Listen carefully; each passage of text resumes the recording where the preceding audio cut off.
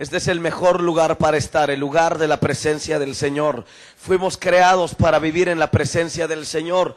La tragedia más grande de la humanidad fue que Dios destituyó de su gloria, de su presencia al hombre y sacó la gloria de él. Pero el milagro más glorioso es que Dios nos abrió la puerta de regreso y por Cristo Jesús podemos entrar una vez más al lugar santísimo, al lugar de su presencia. Y este es un lugar donde su presencia está, así que este es el mejor lugar para estar en este día para ti y para mí. ¿Por qué no le das un aplauso bien fuerte al Señor?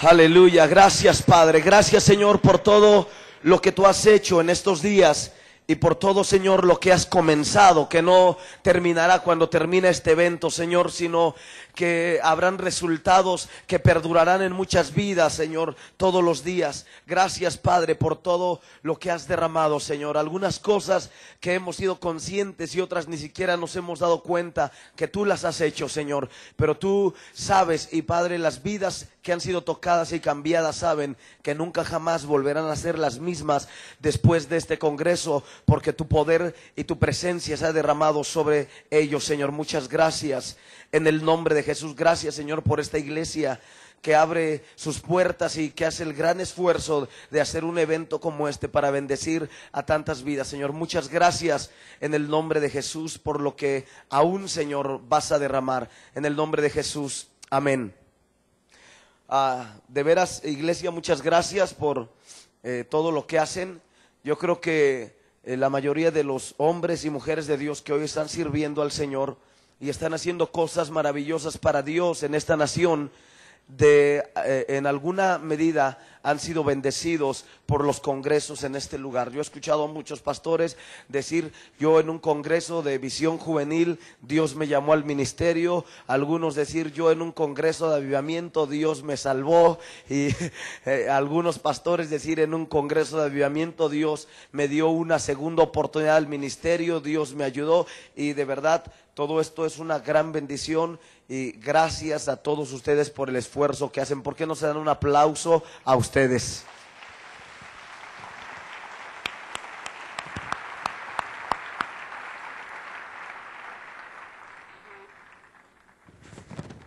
Hace varios años venimos a un congreso de avivamiento. Tenemos varios años viniendo cada año. Y la primera vez que venimos en un camión. Hicimos de venida 28 horas, de regreso 32 horas. Me daban ganas de bajarme e irme corriendo. Corría yo más que el camión. Pero fue una gran bendición. Nos hospedamos en la casa de una familia. Y el año pasado que estuvimos acá en el congreso de jóvenes, reconocí al joven de la familia donde nos hospedamos. Y me dice: ¿de veras tú estuviste hospedado en mi casa? Y le dije: sí, yo estuve hospedado en tu casa. Dice: wow, qué bendición. Y muchos de ustedes van a hospedar gente en sus casas que al rato Dios va a estar usando de una manera gloriosa. Así que qué bueno que tienen ese espíritu de ser hospedadores. Porque sin saber, algunos pues han hospedado ángeles. Yo sé que algunos pues no a ángeles precisamente, pero es una gran bendición. Y de verdad muchas gracias por todo lo que hacen, el gran esfuerzo, la gran inversión de hacer todo esto. Es una bendición para toda la nación, es un pozo y un río de avivamiento para tantos lugares. Así que bien, pues después de esto yo quiero que vayamos a la palabra. Tengo muchas cosas que decirles si me da tiempo. Así que quiero que vayamos. Yo quiero compartir con ustedes algo que en lo personal me ha bendecido mucho. Y quiero que vayamos al libro de Hebreos, capítulo 10, por favor. El título de esta plática es Entrando por el camino vivo y nuevo. ¿Cómo se llama? Entrando por el camino vivo y nuevo. A ver, dígale a su vecino. Pero ahora dígaselo con fe. Ok, prepárese, Dios tiene algo maravilloso para usted. Muchas veces una palabra que explote de revelación en nuestro espíritu puede lograr mucho más que muchas oraciones. Y yo anhelo con todo mi corazón que Dios explote algo hoy dentro de tu corazón. que una palabra de revelación a tu espíritu pueda venir para que podamos vivir de acuerdo a como su palabra lo indica. Así que Hebreos capítulo 10, verso 19 y 20. Así que, hermanos, teniendo libertad para entrar en el lugar santísimo por la sangre de Jesucristo, por el camino nuevo y vivo que Él nos abrió a través del velo, esto es su carne. Así que, hermanos, teniendo libertad para entrar en el lugar santísimo por la sangre de Jesucristo, por el camino nuevo y vivo que Él nos abrió a través del velo, esto es de su carne. Hay un camino vivo y nuevo que Dios nos ha abierto, y este camino es a través del velo de su carne, y el lugar al que nos lleva es al lugar santísimo. El lugar santísimo es el lugar de la total restauración, de la total sanidad. Es el lugar que Dios creó para que tú y yo viviéramos. Y habíamos sido expulsados de ese lugar por la tragedia del pecado, pero por el milagro de la cruz podemos volver a ese lugar. Cuando tú dices tengo un problema, lo que tú necesitas es entrar al lugar santísimo. Cuando tú dices tengo un problema en mi hogar, en mi familia, lo que tú necesitas es entrar al lugar santísimo. El lugar santísimo es el lugar de la total manifestación de Dios, donde todas las cosas son restauradas por el poder de su presencia. Vamos a regresar en un momento más a este pasaje, pero vamos ahora al Salmo 27. Salmo 27, por favor. Voy a leer del verso 2 en adelante. Cuando se juntaron contra mí los malignos, cuando se juntaron contra mí los malignos, mis angustiadores y mis enemigos, para comer mis carnes, ellos tropezaron y cayeron. Aunque un ejército acampe contra mí, no temerá mi corazón. Aunque contra mí se levante guerra, yo estaré confiado. Escuche, cuando David decía un ejército, era un ejército. Cuando David decía, no temeré aunque un ejército se levante contra mí, no está hablando de los cuñados que están en contra de él, de la suegra que no lo quiere, no está hablando de un barrito que le salió en la nariz. No, cuando David está hablando de un ejército, está hablando de hombres de guerra, de miles de hombres armados con lanzas, con espadas, con escudos, que andan por toda la tierra buscándolo a él para matarlo. Y escuche, cuando David dice, aunque un ejército acampe alrededor de mí, yo no temeré mal alguno. ¡Wow! ¡Qué increíble! ¡Qué increíble! David sabe que todo el ejército de Saúl lo está buscando para matarlo, y David dice, yo estoy en paz. No tengo miedo de todo el ejército que viene buscando mi vida.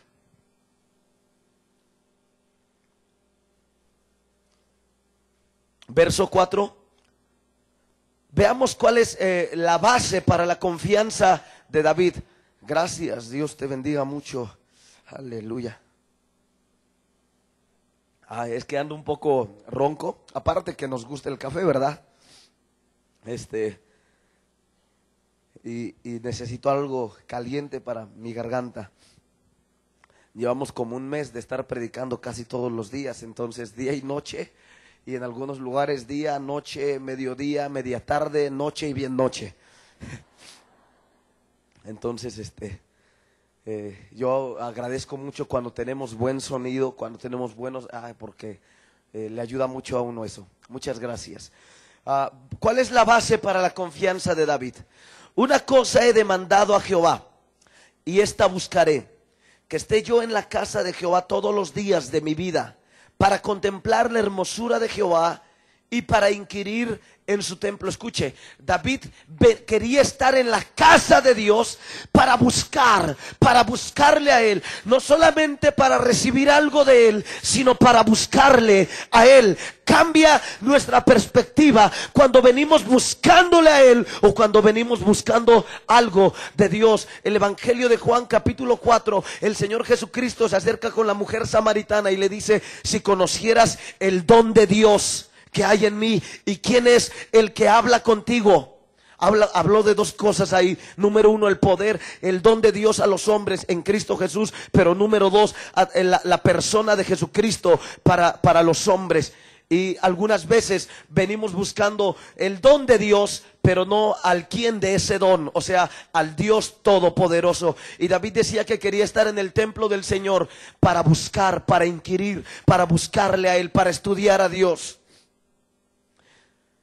Verso 5: porque Él me esconderá en su tabernáculo en el día del mal, me ocultará en lo reservado de su morada, sobre una roca me pondrá en alto. Verso 6: luego levantará mi cabeza sobre mis enemigos que me rodean, y yo sacrificaré en su tabernáculo sacrificios de júbilo, cantaré y entonaré alabanzas a Jehová. Este es el ciclo de la victoria. Esta es la base por la cual David está en paz, aunque un ejército acampe alrededor de él. Miren, vamos a verlo en otro cuadro. David está siendo buscado por todo el ejército de Saúl para matarlo. Saúl lo considera su enemigo. Sabe que ha sido ungido, que es valiente, que Dios está con él y que todo el pueblo le ama. A Saúl se le mete un espíritu raro y comienza a perseguir a David para matarlo. Y entonces David comienza a huir. Y David puede escribir este salmo diciendo: no temeré aunque un ejército acampe alrededor de mí, mi corazón no temerá. Y él dice que porque él ha buscado una cosa: estar en la presencia, en la casa del Señor todos los días de su vida. El verso 5 dice: porque él me esconderá en su tabernáculo en el día del mal. Y algo que me impacta mucho a mí es la siguiente frase que dice: me ocultará en lo reservado de su morada. Mire, cuando llega el cartero a su casa, usted no lo pasa a su recámara, ¿verdad? Porque es un lugar reservado para alguien especial. Cuando usted viene nada más de vez en cuando a la presencia de Dios, por un recado, a traer algo, a recibir algo, usted no entra a lo reservado de la morada del Señor. Pero hay gente que no solamente quiere algo de las manos de Dios, que le quiere a Él, quiere un tiempo de intimidad. Entonces Dios dice: vente. Y a esas personas Dios las puede meter a un lugar espiritual donde otras personas nunca entrarán, porque es un lugar reservado para los que le buscan a Él con todo su corazón. Ahora escuche, este lugar en la tierra, ¿qué es? Está David siendo perseguido por todo el ejército de Saúl. Yo pienso que un día David está allá arriba en el monte, está en un cerro junto con uno de sus escuderos, y de repente, sin darse cuenta ellos, porque Saúl lo está buscando, y rodean todo el cerro donde está David. Pueden tocar, como ayer, bien suave. Gracias, muchachos. Y cuando David está allá arriba, de repente su escudero le dice: David, ¿qué crees? Tengo una mala noticia que darte. Nos acaban de rodear. Y David dice: ¿cómo? Dice: el ejército de Saúl está alrededor de todo el monte. No hay para dónde ir. Estamos completamente rodeados. Y David dice: ¿qué hacemos? Y de repente ve allá atrás de unos matorrales un hoyo en la piedra. Y en ese hoyo es una cueva. Y David dice: vamos a meternos ahí. Y David con su escudero se meten allá en esa cueva.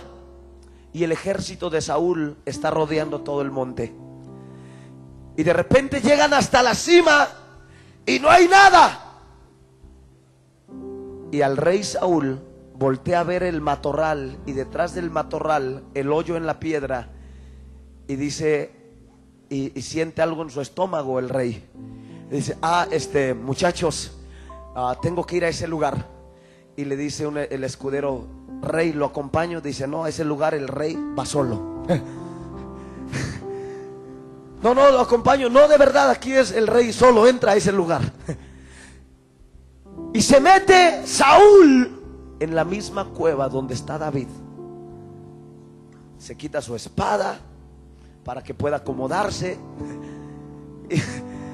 porque si no, pues le estorbaría, ¿no? Y Saúl está pensando, mientras está ahí en ese lugar a solas, piensa él: ¿dónde estará ese miserable de David para matarlo? Y David estaba a unos escasos 3 metros de donde está Saúl. Y a 15 metros de donde está David están miles de soldados con sus escudos, con sus lanzas. Yo creo estaban golpeando, iban rodeando el cerro, iban golpeando, iban golpeando sus escudos para intimidar a David, para llenarlo de temor. Pero cuando llegan a donde David está, Saúl no lo puede ver. ¿Sabes qué? Porque David no estaba en la cueva, David estaba en lo reservado de la morada del Señor. Aleluya. Por eso David dice: una cosa he demandado al Señor, y esta buscaré, que esté yo en la casa de Jehová todos los días de mi vida, porque Él me ocultará en lo reservado de su morada en el día del mal.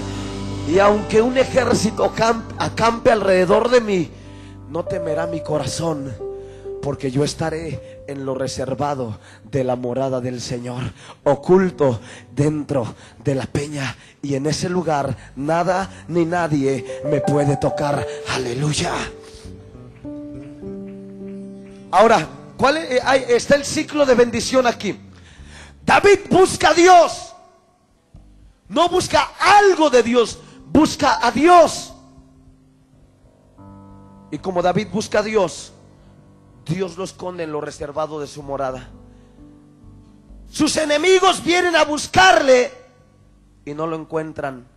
Y cuando dice: luego levantará mi cabeza sobre mis enemigos, quiere decir que sus enemigos estaban debajo de su pie, y que él tenía la espada y él levantaba su cabeza sobre ellos. Y dice David: ¿qué hago cuando veo toda esa gloria de Dios? Luego levantará mi cabeza sobre mis enemigos que me rodean, y yo sacrificaré en su tabernáculo sacrificios de júbilo, cantaré y entonaré alabanzas a Jehová. Cuando vemos la salvación gloriosa de Dios, le adoramos más, le alabamos. Cuando le adoramos y le alabamos, entramos a su presencia y Dios nos esconde. Y cuando Dios nos esconde, nos libra de nuestros enemigos.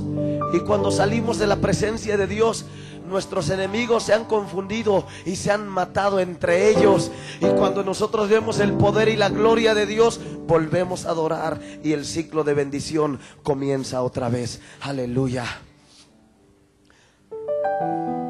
Ahora,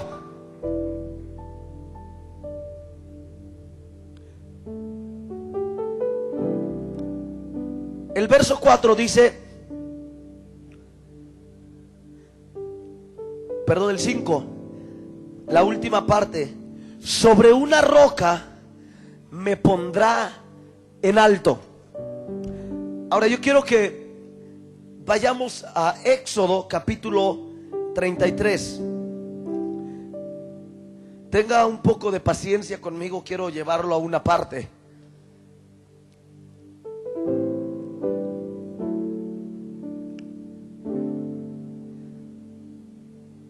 Éxodo capítulo 33, verso 18.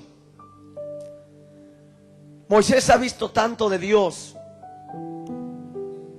Probablemente uno de los hombres que más experimentó cosas sobrenaturales acá en la tierra fue Moisés.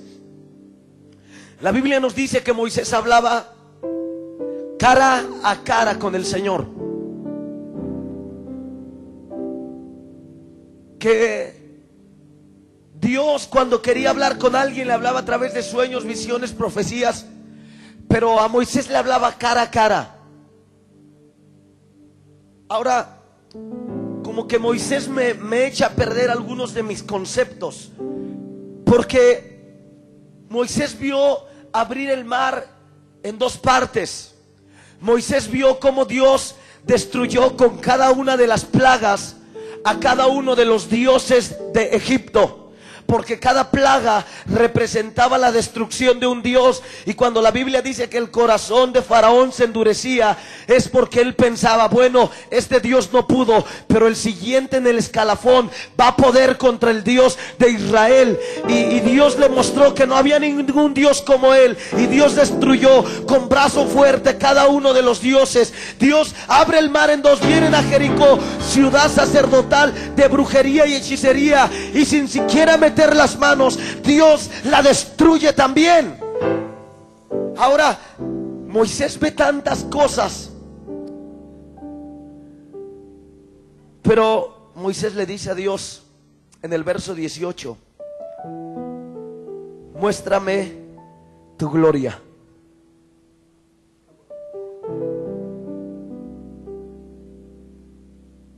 Moisés, ¿qué no has visto abrir el mar en dos partes? Imagínate el espectáculo, que el mar se abrió. Comienza a soplar y se abre el mar. Y cuando se abre el mar, entonces pasa Moisés y ve las ballenas allá como si fuera una gran pecera. Ve los delfines por acá, los caballitos de mar. Y ese espectáculo increíble.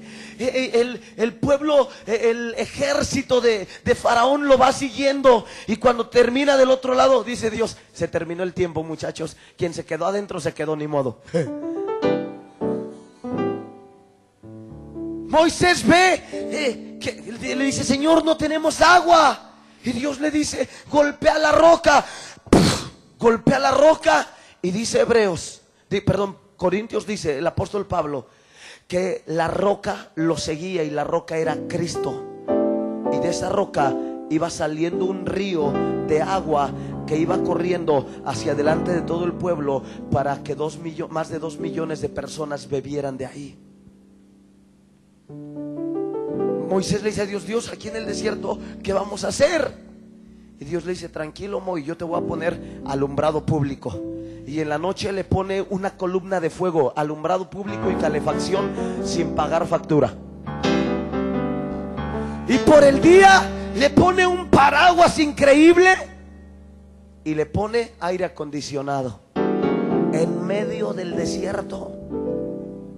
¿Y qué comemos, Señor? Tranquilo, Moisés, voy a hacer llover pan del cielo. Y comienza a llover pan del cielo, del cual comen por muchos años. Moisés ve todo esto sobrenatural, pero Moisés todavía le dice a Dios: Señor, yo quiero ver tu gloria.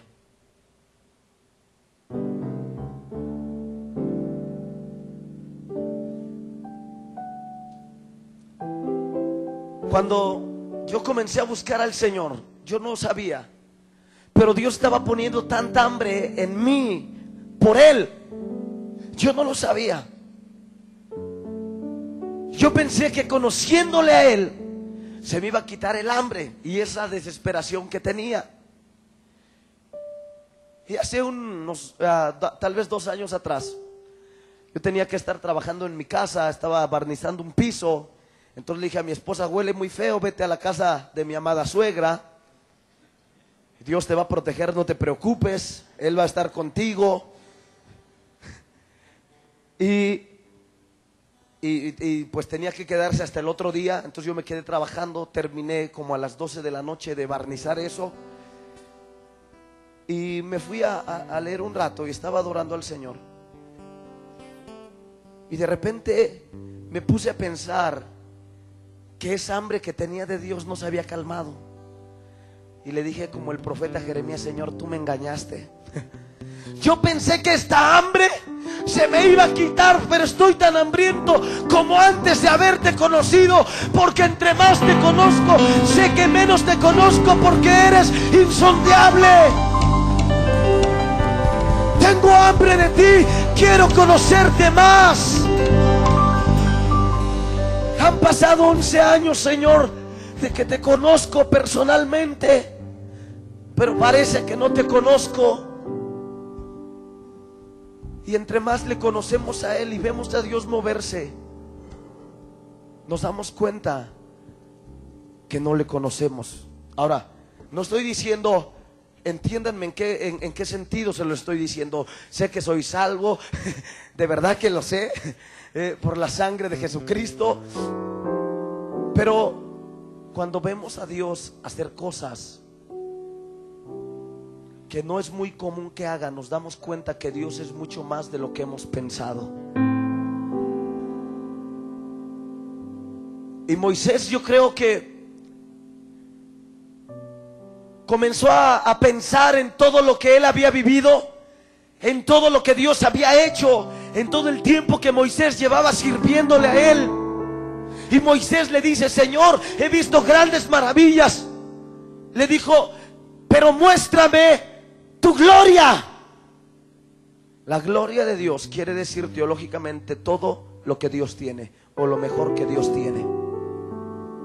O sea, si estuvieran hablando en términos de box, le diría: pégame tu mejor golpe. Le dice Moisés: Dios, muéstrame tu gloria.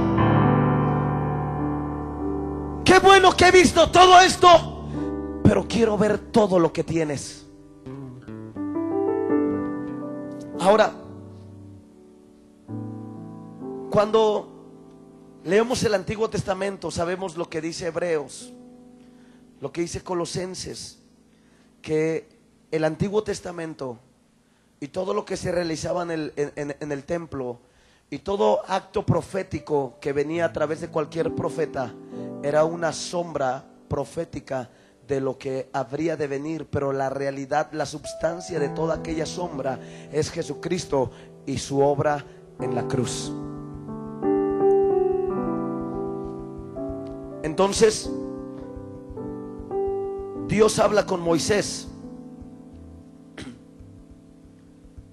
Verso 20.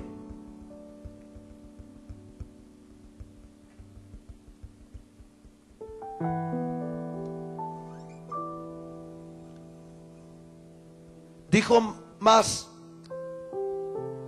verso 19. Le respondió: yo haré pasar todo mi bien delante de tu rostro y proclamaré el nombre de Jehová delante de ti, y tendré misericordia del que tendré misericordia, y seré clemente para con el que seré clemente. Dijo más: no podrás ver mi rostro, porque no me verá hombre y vivirá. Y dijo aún Jehová: he aquí un lugar junto a mí, y tú estarás sobre la peña. Diga: sobre la peña. Hay un lugar junto al Señor, y estar sobre la peña. Y cuando pase mi gloria, yo te pondré en una hendidura de la peña, y te cubriré con mi mano hasta que haya pasado. Después apartaré mi mano y verás mis espaldas, mas no se verá mi rostro.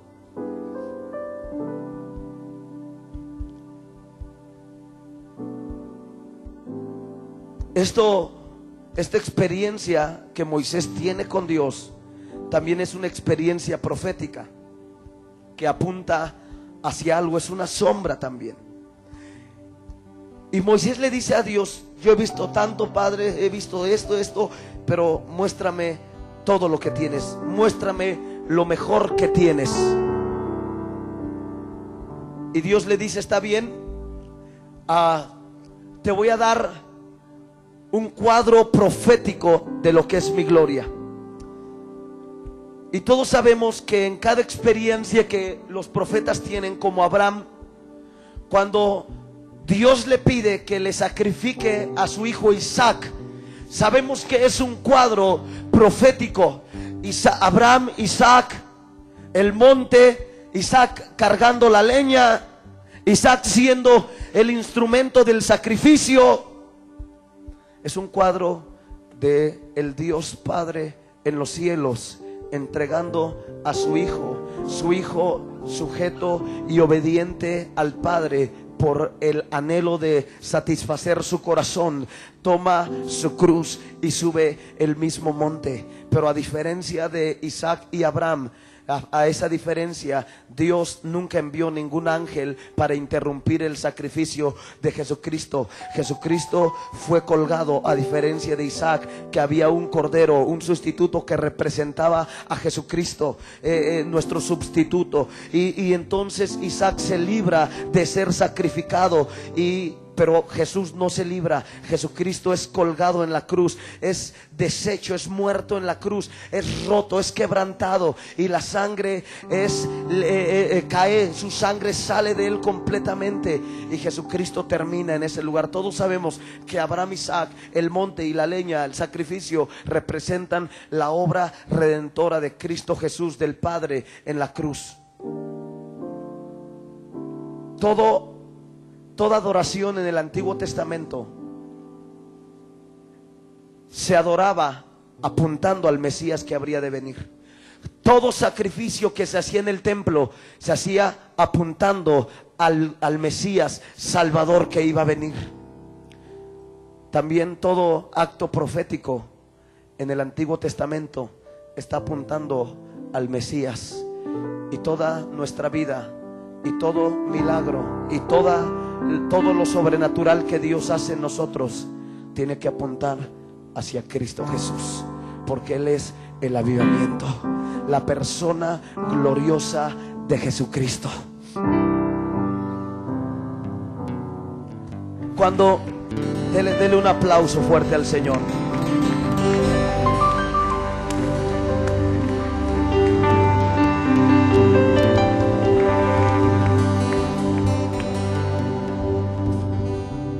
Así que vamos a ver el cuadro profético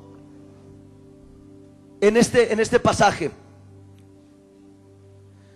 Moisés le dice: muéstrame tu gloria. Y Dios le dice a Moisés: yo haré pasar todo mi bien delante de tu rostro. Cuando leemos el libro de los Hechos y los Evangelios, nos damos cuenta que Dios en Cristo Jesús, en su ministerio de predicación, de liberación y de sanidad, Dios hizo pasar todo su bien delante de la humanidad a través del ministerio de Cristo Jesús. Cuando Dios le está diciendo a Moisés: haré pasar todo mi bien delante de tu rostro, es el ministerio de Jesucristo: predicación, liberación, salvación, sanidad. Era tanto el bien de Dios manifestado a los hombres que los hombres quisieron hacerle rey a Jesucristo. Y le dice: y proclamaré el nombre de Jehová delante de ti, y tendré misericordia del que tendré misericordia, y seré clemente para con el que seré clemente. Verso 20: mas no podrás ver mi rostro, porque no me verá hombre y vivirá. Y dijo aún Jehová: he aquí un lugar junto a mí, y tú estarás sobre la roca. Sabemos que la roca es Cristo Jesús. Cuando nosotros estamos sobre la roca, vemos el bien de Dios. Es la gente que viene y no está mal, escucha, pero no es correcto que nos quedemos ahí. Es gente que viene buscando un bien de Dios.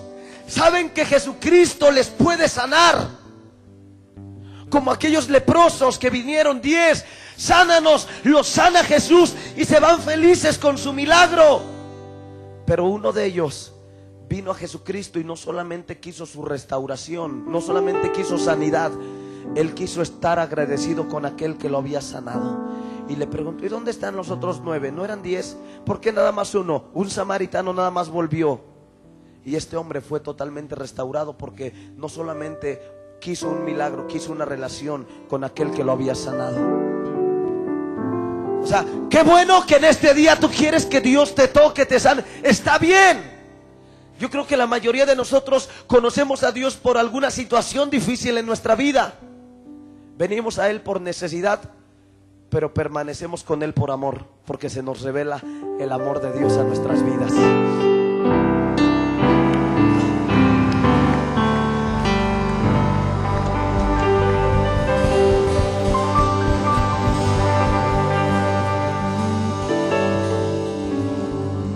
Ahora el verso 22 dice: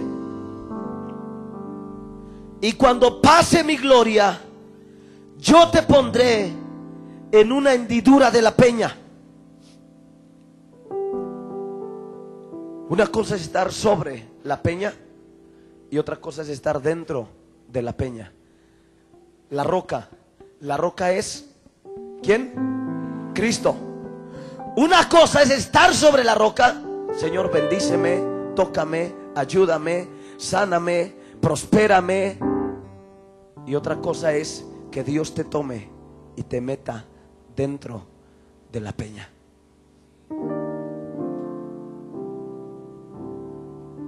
Cuando estamos sobre la roca, solamente podemos ver el bien de Dios a través de Cristo.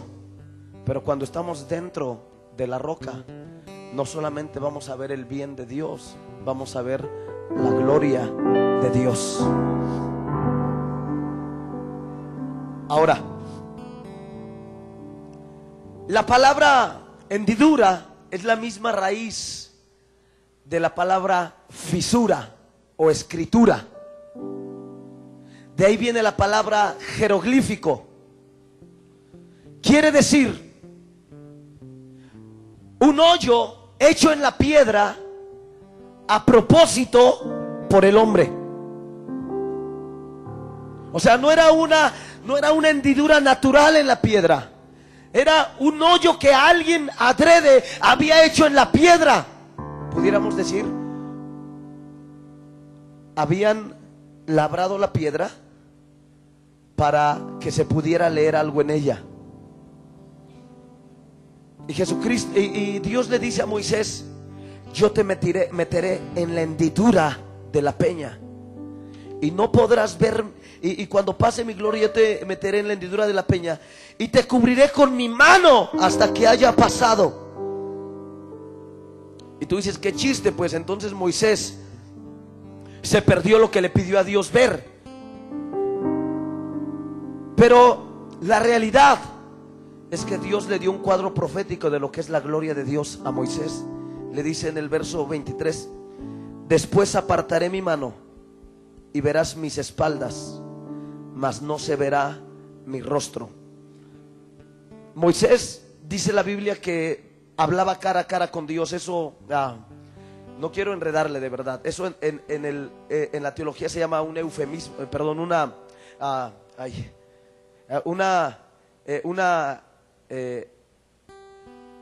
una estefanía, una aparición angelical de Cristo antes de su encarnación, o en apariencia angelical.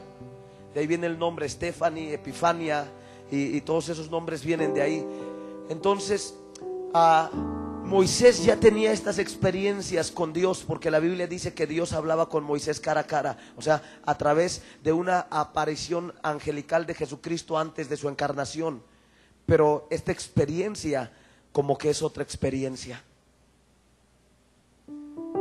Y le dice Dios: yo te voy a meter en la hendidura de la peña y voy a poner mi mano sobre ti y voy a pasar proclamando el nombre del Señor. Y después, cuando haya pasado, voy a quitar mi mano y no podrás ver mi rostro, porque el rostro no iba a reflejar la gloria de Dios.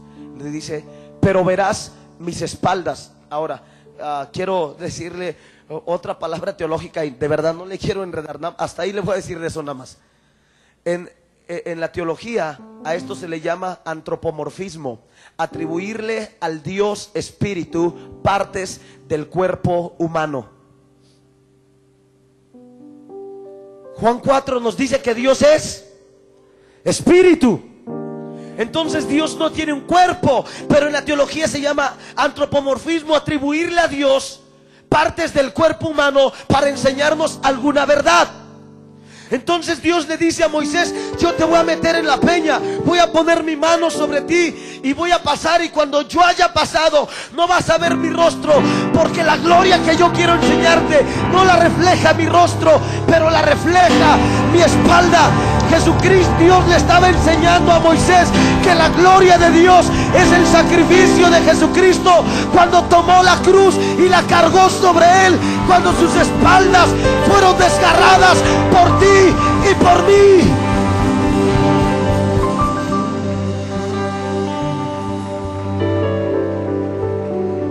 Mucha gente me dice: pastor, ¿cuál es el milagro más glorioso que has visto? Yo les digo: el milagro más glorioso que yo he visto no se compara a la división del mar en dos partes. El milagro más glorioso que yo he visto es que el Dios omnipotente, que todo lo puede, no necesita de ti y de mí para seguir viviendo. Su trono es estable. No necesita de ti y de mí para ser rey. Él es rey desde antes que tú y yo existiéramos sobre la faz de la tierra. El Dios infinito, creador de los cielos y de la tierra, que no tiene necesidad de nada ni de nadie. Ese Dios que crea las galaxias, los soles, las estrellas, que si comparamos nuestra tierra con la galaxia en la que vivimos, sería un diminuto punto perdido como esto en una habitación como este tamaño. O sea, tan solo comparándola con la galaxia en la que vivimos, nuestra tierra es un punto que se pierde en el gran espacio. Y Dios, creador de los cielos y de la tierra, que crea cada día galaxias nuevas, soles nuevos, estrellas nuevas. Dios que no tenía necesidad de ni siquiera asomarse a la tierra donde la raza que él había creado se había corrompido y levantaba su mano contra él para maldecirle, que Dios pudo haberla desaparecido en un suspiro sin haberle dado cuentas a nadie, porque él es el Dios todopoderoso, él es el soberano. Ese Dios decidió hacerse hombre y venir a la tierra y hacerse lo más pequeño que pudo, hacerse hombre. Y estando en la condición de hombre, sin que nunca había cometido un pecado, convertirse en pecado por todos nosotros. El apóstol Pablo le llama a la obra de la cruz en 1 Corintios. Si quiere acompañarme, me encanta cómo lo maneja el apóstol Pablo. Dice de esta manera Pablo, verso 7 de 1 Corintios capítulo 2: mas hablamos sabiduría de Dios en misterio, la sabiduría oculta, la cual Dios predestinó antes de los siglos para nuestra gloria. Verso 8: la que ninguno de los príncipes de este siglo conoció, porque si la hubieran conocido, nunca habrían crucificado al Señor de gloria. O sea, la cruz es la sabiduría oculta de Dios. La cruz es lo más glorioso que Dios ha hecho, porque a Dios se le conoce por toda la eternidad. Sus ángeles le adoran, lo conocen, saben quién es ese Dios. La cruz no mejoró a Dios, pero la cruz manifestó todo lo que Dios es. Y en el cielo la adoración es diferente después de la cruz. Hasta los ángeles cantan cantos que no son de ellos, pero por los resultados de la cruz en la humanidad, los ángeles le cantan al Señor, porque no pueden entender cómo ese Dios todopoderoso e infinito, que no tenía necesidad de nada, Dios decidió por su gran amor hacerse hombre, y estando en la condición de hombre, humillarse, y estando en esa condición de siervo, tomar nuestro pecado, ir a la cruz y ser muerto en aquel lugar, cargar nuestro pecado y presentarnos delante de Dios como si nunca hubiéramos cometido ningún solo pecado.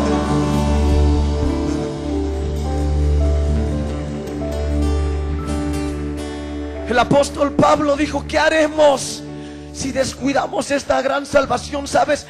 Algunas veces no consideramos cuán grande es la salvación, porque no sabemos qué tan grande es Dios y cuánta diferencia, cuánta distancia había entre Él y nosotros.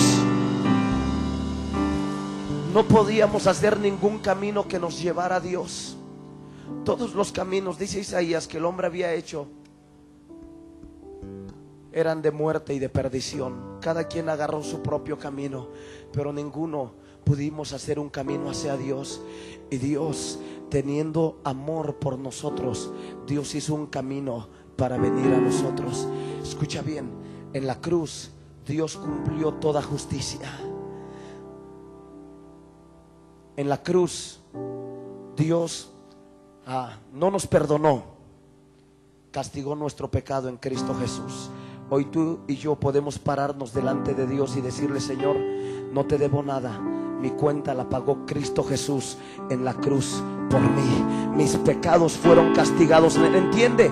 Dios no perdonó el pecado, Dios castigó el pecado en Cristo Jesús. Solamente que no lo castigó en nosotros, lo castigó en Cristo Jesús. Y cuando nosotros volteamos a ver a la cruz, y yo digo: yo sé que por la sangre que fue derramada, por las llagas de Cristo Jesús, yo he sido perdonado, he sido salvo, he sido restaurado. Volteo delante de Dios y le digo: estoy limpio delante de ti por la sangre de Cristo Jesús. No te debo nada, Dios.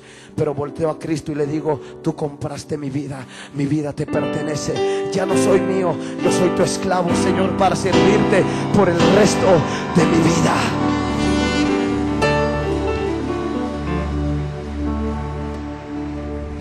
En la cruz Dios mostró su amor infinito. ¿Cuántos de nosotros vemos una arañita en la casa y les mostramos? Tú y yo delante de Dios éramos más pequeños que eso. ¿Puedes imaginarte el amor de Dios agachándose? Si no fuera Dios, tendría que usar un microscopio para mirarnos. Porque si la tierra es una cosita así cuando la ves, ahora imagínate 6,000 millones de habitantes sobre la tierra. Y Dios tendría que agacharse y no solamente entendernos, sino amarnos. Y no solamente amarnos, sino estar dispuesto a entregar su propia vida por esas cositas que casi ni se pueden ver a simple vista.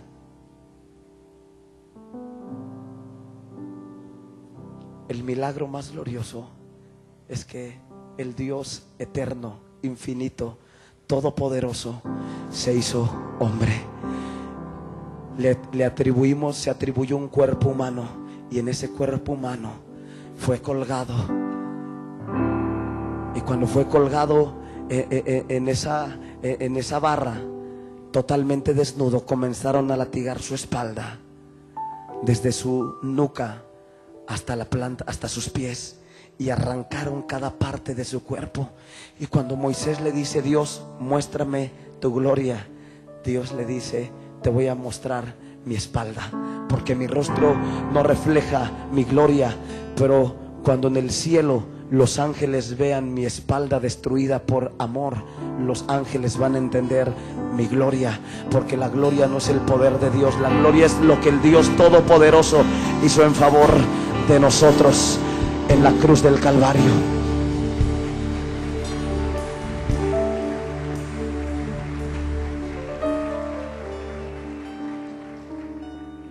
¿Sabes qué es la gloria de Dios? Que Dios nos amó cuando ni le queríamos, cuando blasfemábamos de Él. ¿A cuántos les predicaron más de una vez para recibir a Cristo?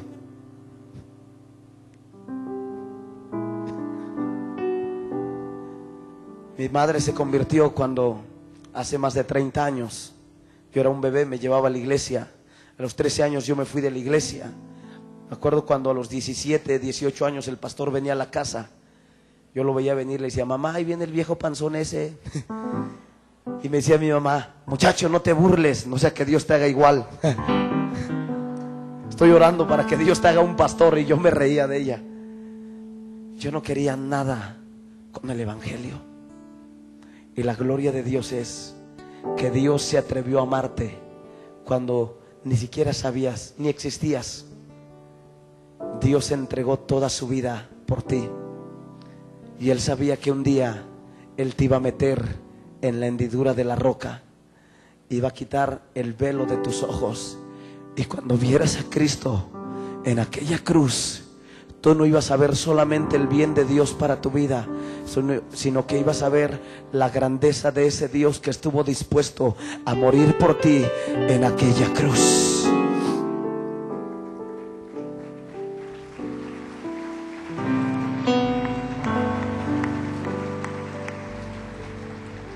Estaba con un pastor, un hombre muy alegre, y le pregunté: ¿por qué es muy alegre usted, pastor? Y me dijo: quiero platicarte mi historia, Efraín.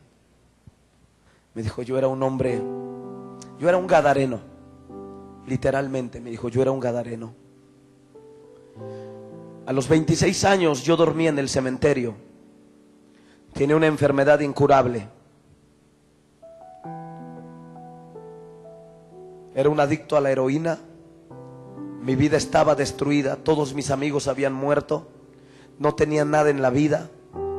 Literalmente, me dice, yo vivía en un cementerio. Para lo único que salía de ese lugar era para conseguir 1 litro de alcohol, para anestesiarme un poco. Era todo el propósito de cada día de mi vida. Salir a pedir dinero para 1 litro de alcohol, y si bien me iba, para otra inyección de heroína. Estaba tan harto de la vida que ya no quería vivir. Tenía una enfermedad incurable. Estaba solo en ese lugar.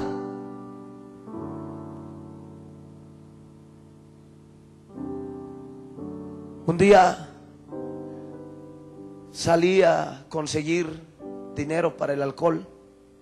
Y cuando salí por las calles, yo no quería que la gente me viera. Yo estaba mal. De repente voy caminando en la calle, lo más escondido que pudiera de la gente. Una mujer se para delante de mí, una joven muy bonita. Me apunta con su dedo a mi cara y me dice algo que nunca jamás nadie me había dicho. Me dice: Dios te ama. Dice, yo no podía creer que alguien me amara a mí, pero me lo dijo con tanta autoridad que no pude dudarlo. Golpeó mi corazón cuando dijo: Dios te ama. Y después dijo: y Dios tiene un plan para tu vida.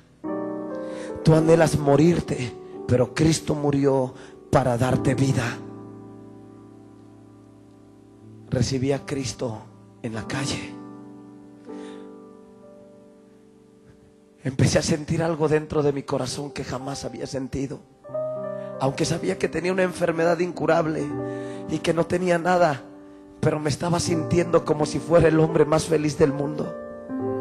Me llevaron a un centro de rehabilitación y me llevaban a la iglesia cada domingo.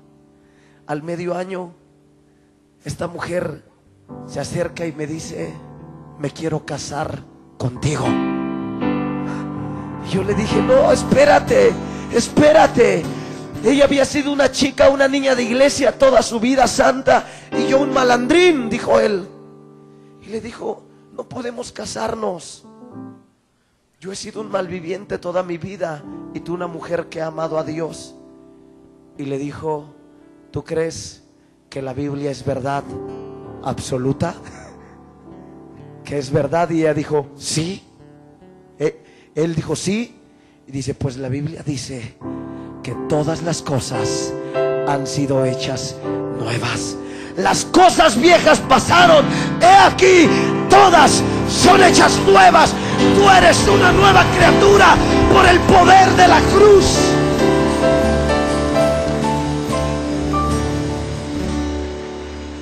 Dijo el pastor, lo volvió a decir con tanta autoridad que tuve que creerlo. Y le dijo él, pero estoy enfermo, tengo una enfermedad incurable. Si te casas conmigo al medio año me voy a morir y vas a quedar viuda. Y le dijo ella, ¿crees la palabra? Él dijo, sí. Dice, la Biblia dice que por sus llagas tú fuiste curado. Así que ahora tú estás sano. Ya no hay más enfermedad en tu vida. Y dice él, lo dijo con tanta autoridad que tuve que creerlo. Dice, Efraín, ¿me preguntas por qué soy tan feliz? Porque un gadareno no piensa en vivir. Un gadareno no piensa en tener una esposa y tener hijos. Y por si fuera poco, al poco tiempo el Señor me llamó al ministerio. Y aquí está un gadareno siendo un pastor y predicando el evangelio de Jesucristo. Ese es el milagro más glorioso que puede existir sobre la faz de la tierra, que el Dios eterno se hizo hombre, cargó tu pecado, lo clavó en la cruz, clavó el acta de los decretos que nos era contraria, y hoy podemos entrar a la presencia de Dios por el camino vivo y nuevo que Él nos ha abierto.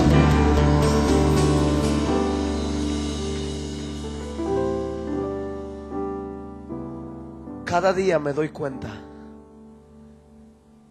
vemos tantos milagros, de verdad, pudiéramos platicarle miles de milagros, sin exagerar, de verdad, delante del Señor. Pero escúcheme, el milagro más glorioso es que Él se revele a una persona, y esa persona que odiaba a Dios, ahora le está predicando a usted la palabra. Y Dios me hizo tragar mis palabras, y ahora le sirvo con amor y con alegría de corazón. Cuando la cruz de Jesucristo se revela en nuestras vidas, el pecador se convierte en santo, el maldiciente en alguien que bendice, el borracho en alguien sobrio, el vino se convierte en agua, y en otros casos el vino se convierte en leche. El milagro más glorioso, escucha, los milagros nos pueden hablar del poder de Dios. La generación de Moisés vio los milagros de una manera gloriosa, pero Jueces capítulo 2, bueno, pero cuando Moisés sube al monte, sube Moisés, y cuando baja, ellos han hecho un becerro de oro y están pervirtiéndose delante de este becerro y están diciendo, aquí está tu Dios que te sacó de Egipto, y le pusieron a ese becerro el nombre de Jehová. Porque no, los milagros nos muestran el poder de Dios, pero la cruz nos muestra la gloria de Dios. Y cuando la cruz nos muestra y conocemos a Dios por la cruz, nunca jamás podremos desviarnos de Él.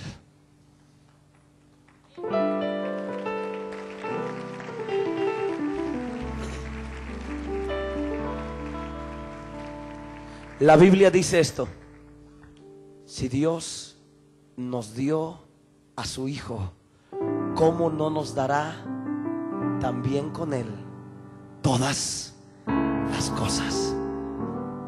O sea, ¿qué es más fácil? Si viene un peladito y te dice, Marcos, ¿me regalas a tu hija? O te dice, ¿me regalas tu camioneta? La camioneta. Obvio. Pero si tu suegro te da a su hija, te puede dar todo, ¿verdad? Aleluya. Si Dios nos dio a su Hijo Jesucristo, ¿cómo no nos dará también con Él todas las cosas? Denle un aplauso bien fuerte al Señor. Quiero que pasen los de la alabanza todos, por favor, y póngase de pie. Denle un aplauso bien fuerte al Señor.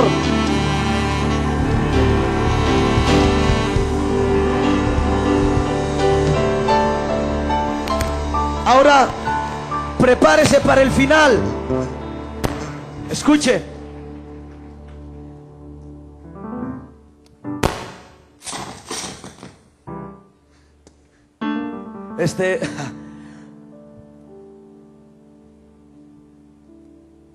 Volvemos a Hebreos, que nos dice,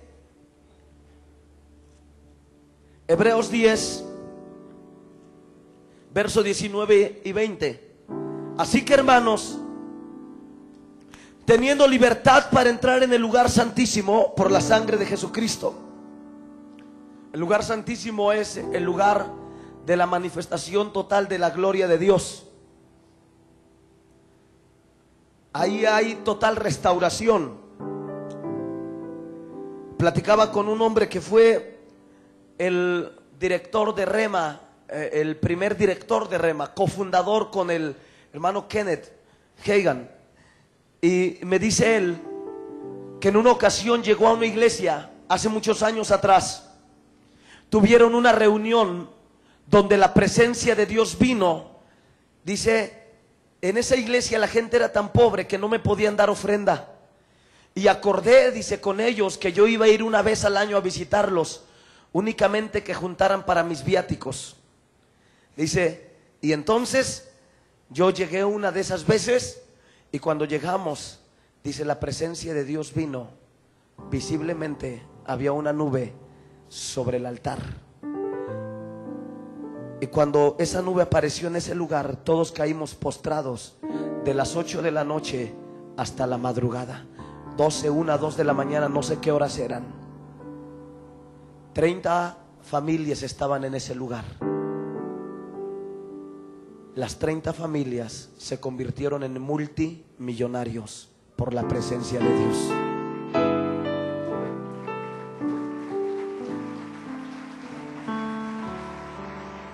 El lugar de la manifestación de la presencia de Dios es donde hay total restauración y manifestación en nuestras vidas, donde todo lo que Dios metió dentro de ti será manifestado, y todo lo que estaba impidiendo que se manifestara será quitado. Es donde tú serás sanado, es donde la prostituta se convierte en una mujer santa, donde el mudo habla, donde el sordo oye, donde el ciego ve. ¿Qué nos introduce a ese lugar? Por la sangre de Jesucristo.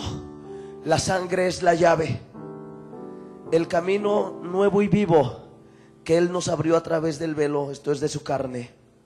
Cuando aquel soldado tomó la lanza y la clavó en su costado, en ese momento el hombre estaba haciendo una fisura en la roca, donde se podría leer por toda la eternidad el amor de Dios a la humanidad. Y cuando clavó la lanza, se rompió el velo de su carne, y también se rompió el velo del templo.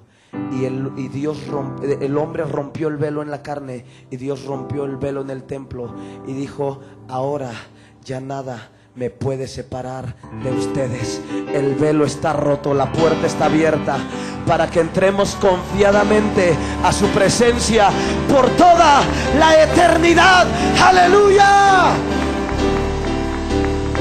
Y cuando vemos entonces el costado herido de Jesús, podemos leer la escritura en la roca del amor eterno de Dios a la humanidad. Ahora, cuando entramos a ese lugar, van a ocurrir 3 cosas en nuestra vida. Número 1, nos vamos a dar cuenta de la grandeza de Dios y de la pequeñez del diablo, de la sabiduría de Dios y la estupidez del diablo. Muchas veces vivimos la vida cristiana como diciendo, ay, es que el diablo, la guerra espiritual, y en vez de guerra espiritual se convirtió en terrorismo espiritual. Y hay gente que dice, yo no me atrevo a tomar un café si no lo cubro con la sangre de Cristo. Porque la idea que tienen de Dios es que está peleando con el diablo 2 de 3 caídas, que van empatados una a una, y que el diablo está sobre Jesucristo. Y el referee ya ha dado 2 palmadas y está a punto de dar la tercera, y están ellos nerviosos pensando que el diablo puede ganar. Pero ¿sabes? Cuando Dios quiso destruir al hombre, cuando Dios quiso destruir al diablo, para Dios destruirlo y no verse tan ventajoso, Dios se hizo lo más pequeño que pudo. Se hizo hombre. Y estando en la condición de hombre, el diablo le dijo, está bien, te reto a pelear en mi arena, la muerte, la calavera, el Gólgota. Y Jesucristo dijo, acepto. Y Jesucristo vino al ring del Gólgota. Y cuando está a punto de pelear con el diablo, Jesucristo voltea a ver a los hombres y dice, muchachos, es mucha ventaja, amárrenme las manos y los pies y yo cierro la boca. Y con las manos y los pies clavados a una cruz, sin hacer nada, Jesucristo destruyó a Satanás por toda la eternidad. Ese es nuestro Dios, ese es el Evangelio.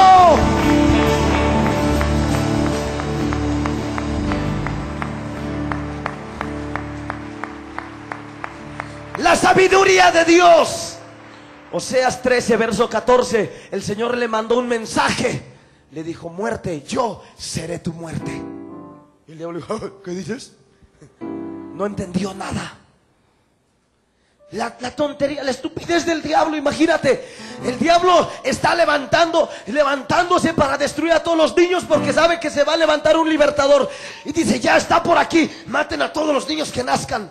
Y Dios dice, yo voy a guardar a Moisés. Puedes matar a los que tú quieras, pero al que yo tengo preparado tú no lo puedes tocar. Es más, te lo voy a mandar 40 años a tu palacio para que me lo eduques, y cuando esté preparado me lo mandas para que yo lo mande y te destruya. Aleluya. La sabiduría oculta de Dios, si los príncipes de este siglo la hubieran conocido, nunca habrían matado al Señor de gloria, porque la muerte de Jesucristo fue la destrucción del diablo, del infierno y de todo el mal por toda la eternidad. Esa es la gloria, la sabiduría de Dios.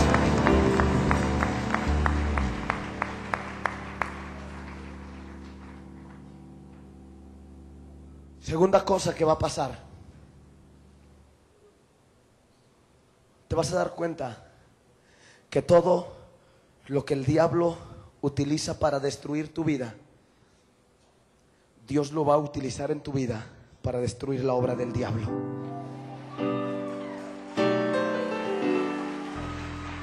Y entre más el diablo te ataque, Dios te va a dar más armas para que destruyas su obra. ¿Se acuerdan? Amán y Mardoqueo. Amán dijo, ya me tiene harto ese judío, le voy a hacer una horca de 50 codos de altura. La sabiduría oculta de Dios era, ya me tiene harto ese Amán, le voy a hacer una horca de 50 codos de altura, pero le voy a dar el privilegio que él mismo la construya.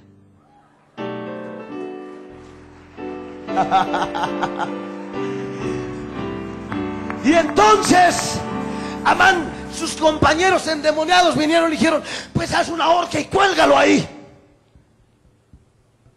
Pero quien está en control de todas las cosas se llama Jesús. Quien tiene el sartén por el mango es Dios. Y entonces Dios dijo, yo quiero colgarte ahí, no sabes cuántas ganas te traigo, pero quiero darte el privilegio para que tú la construyas, porque La gloria de Dios no es que Dios vence a sus enemigos, es con la sabiduría que Dios lo hace. El mensaje de amor fue manifestado a través del odio más profundo, el diablo matando a la vida de Dios, pero fue el mensaje de amor más grande que Dios ha dado a la humanidad y a toda la eternidad. Y entonces Amán hizo la horca, y cuando Dios de repente le da vuelta a las cosas y manifiesta su sabiduría oculta, que es para nuestra gloria, termina colgado Amán en ese lugar, y Mardoqueo es honrado por Dios y por todo el pueblo. Aleluya, aleluya. Todo lo que el diablo utiliza en contra de tu vida, Dios lo va a utilizar en tu vida para destruir las obras de Satanás.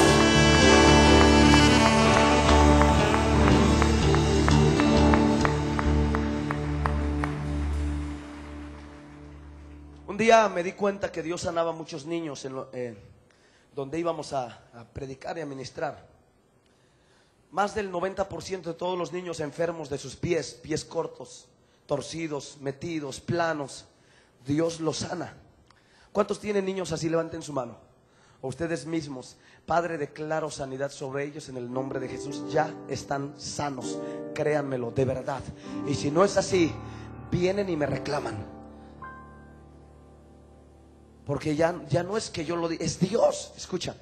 Entonces yo me di cuenta que Dios sanaba tantos niños, y le pregunté: Señor, ¿por qué sanas tantos niños? Y me dijo: ¿te acuerdas que cuando tenías 1 año de edad el diablo trató de lastimar tus pies? Y desde 1 año hasta los 10 años me la pasé con mi madre de hospital en hospital. Me hicieron 4 operaciones en un pie porque me dijeron que no iba a caminar ya. Y fue un milagro de Dios. Y Dios me dijo: porque lo que el diablo utiliza para destruir tu vida, yo lo utilizo para destruir la obra de Satanás. Hicimos un conteo así muy moderado. 2005 Dios sanó como 5,000 niños de los pies. 2006 como 10,000. 2007 como 15,000, y hoy no sabemos cuántos.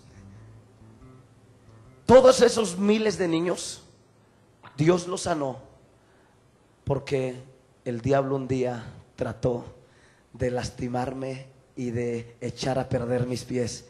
Y hoy, para que se le quite, Dios nos dio autoridad en esa área para destruir su obra. Porque todo lo que el diablo utiliza en contra de tu vida, Dios lo va a utilizar en tu vida para destruir la obra de Satanás. ¡Aleluya!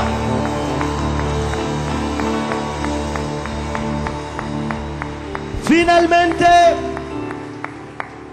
la tercera cosa que va a pasar en tu vida cuando entras por el camino vivo y nuevo es que vas a entender que el peor día de tu vida es el mejor día de tu vida. El día que fuiste al médico y te dijeron: tienes cáncer, velo de muerte sobre tu vida. Ese día fue el peor día de tu vida.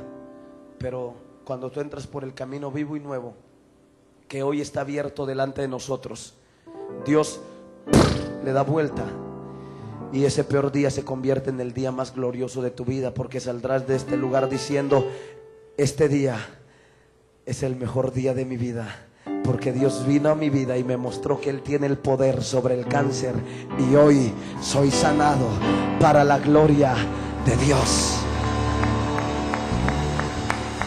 ¡Aleluya!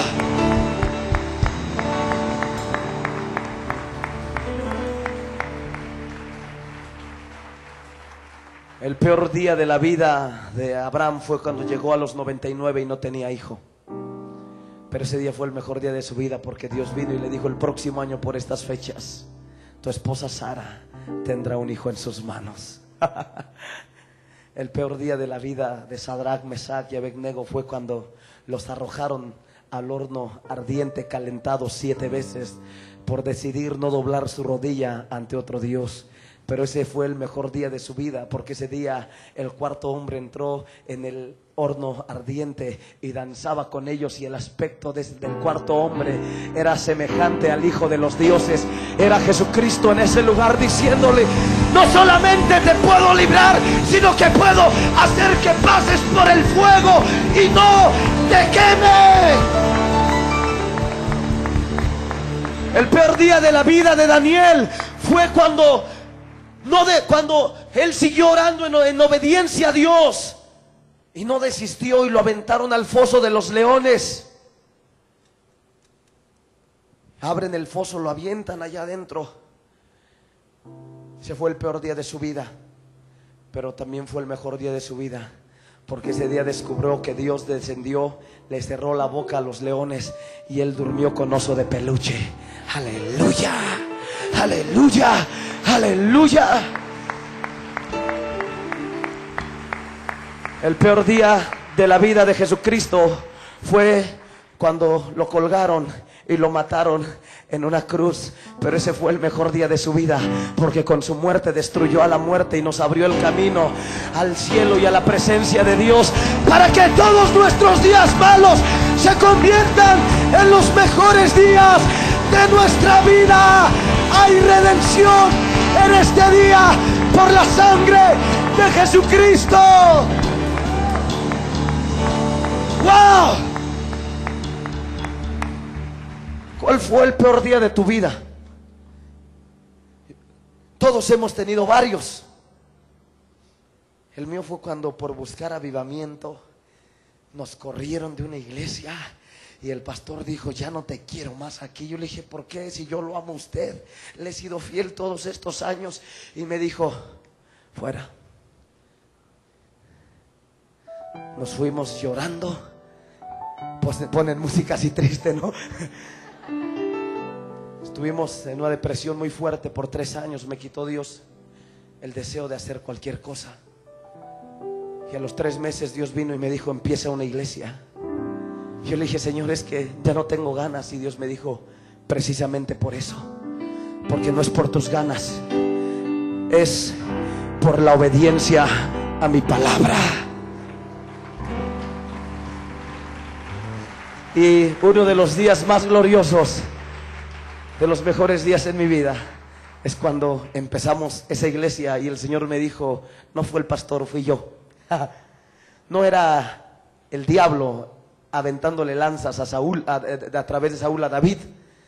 Era yo, porque era un espíritu de parte de Jehová para matar al Saúl que había en el corazón de David, para que David no se convirtiera en un Saúl.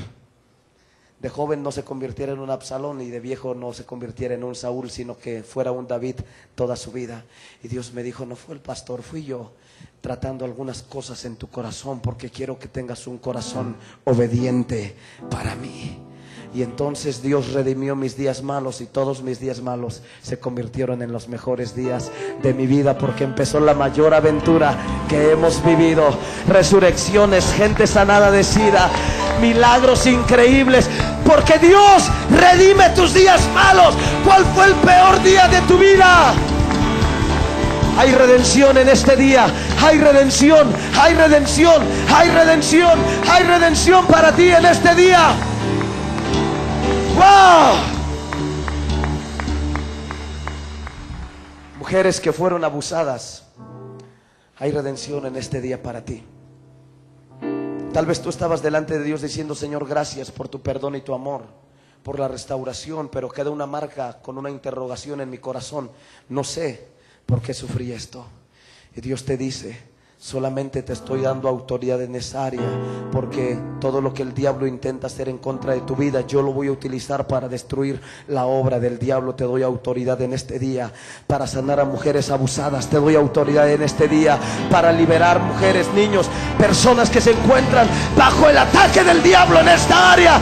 Tal vez tú dices: ¿por qué he estado enfermo tanto tiempo? Te dice el Señor: porque quería causar compasión en tu vida, para darte unción y poder sobre la enfermedad. Jesucristo, experimentado en quebranto, y a través de la experimentación en el quebranto recibió autoridad para sanar a los quebrantados de corazón. ¿Cuál fue el peor día de tu vida? Tal vez dices, me robaron, me transaron en la empresa. Dios te dice, te doy autoridad para rescatar las riquezas del mundo y meterlas al reino de Dios. Tal vez tú dices, toda mi vida he sido pobre. Dice el Señor, yo te abro puertas para que tengas bendición, para hacer avanzar el reino de Dios sobre esta tierra. ¡Aleluya!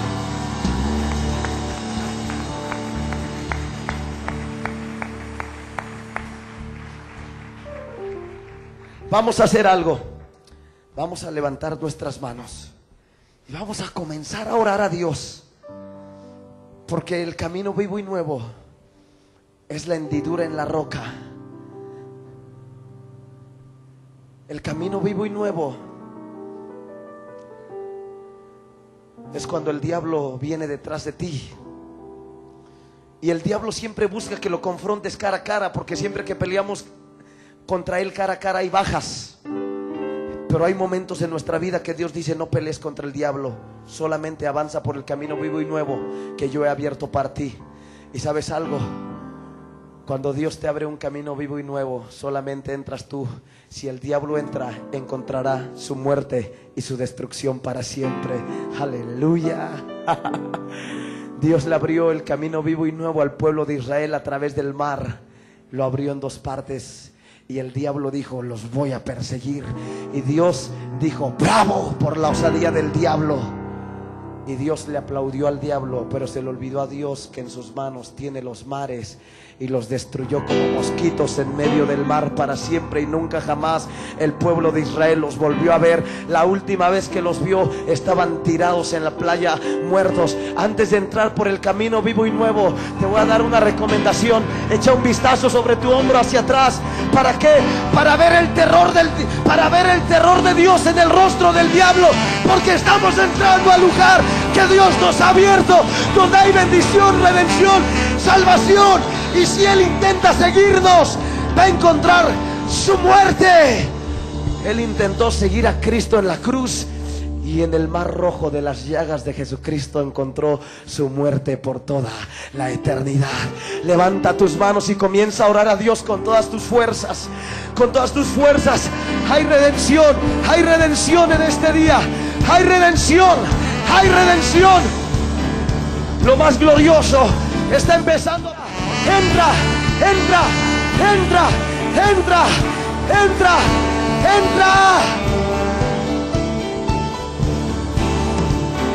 Eso es.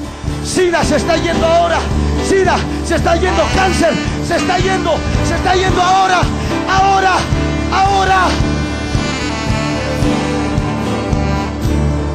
Eso es. Métete. Entra por el camino vivo y nuevo. Entra.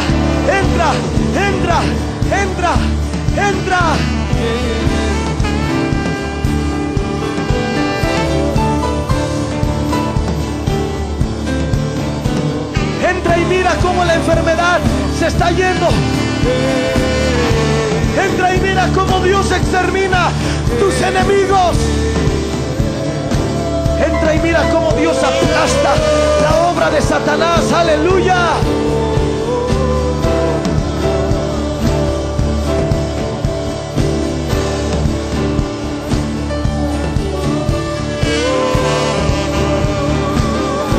Le da vuelta a tus días malos.